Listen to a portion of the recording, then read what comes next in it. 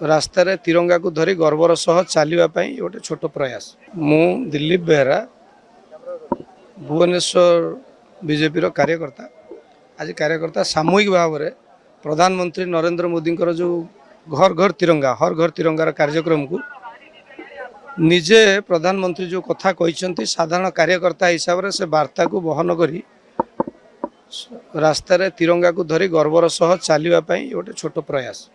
अनुरोध करुचु आपण मानकर लोकप्रिय गणमाध्यम माध्यम रे सबु जनसाधारण तिरंगा खाली एक पताका नुहे आम जातीयतार आमर एकतार प्रतीक समस्ते से पताका को बहन करी रास्तार गर्वर सह चलतु और निज निज घरे तिरंगा को लगातु।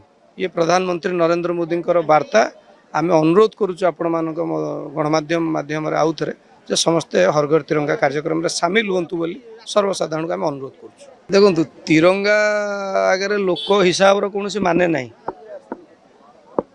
आमर आकलन थिला 1200 किंतु देखिक जहाँ लगुच 2-3 हजार ऊर्ध्व हे बोली आमर आकलन स्वतःप्रत भाव में साधारण लोक भी आधे सामिल होती। मु धन्यवाद देवी सर्वसाधारण को एते परिमाण आमको सहयोग कर तिरंगा को निज हाथ में धरी गर्वर सह चलियापी से निजको बाछी से धन्यवाद।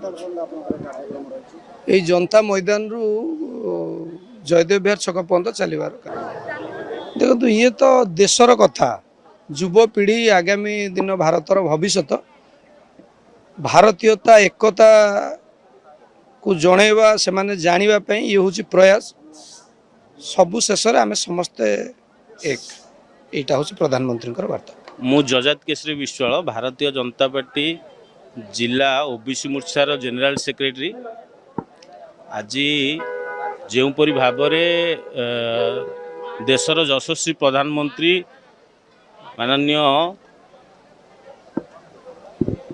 प्रधानमंत्री नरेंद्र मोदी भाईंकर आह्वान क्रमे गत 4-5 वर्ष है तांकर जो आह्वान अच्छी आम भारत वर्षर अखंडता को बजेवा रखा विश्व दरबार में भारतर परिचय को आहरी सुदृढ़ करने हर घर तिरंगा घर घर तिरंगा जो कार्यक्रम रही कार्यक्रम सारा देश रे स्वच्छ प्रकृत भाव साधारण लोक ठारू आरंभ करी जाति वर्ण धर्म निर्विशेष समस्ते या पालन कर आपण मैंने देखिपे आज एठी जनता मैदान रे केउं भली भाव में माँ ठारू गोटे बुढ़ी माँ ठारू आरंभ करी युव बंधु पर्यंत समस्ते स्वच्छ प्रकृत भाव एठिकी आसचंती।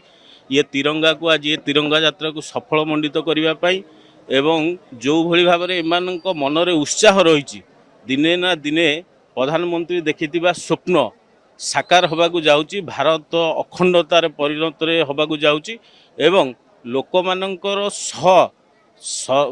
प्रधानमंत्री जो संपूर्ण भाव में सहयोग रही सहयोग आज आपण मैंने यूठू बारी पारुथिबे। धन्यवाद।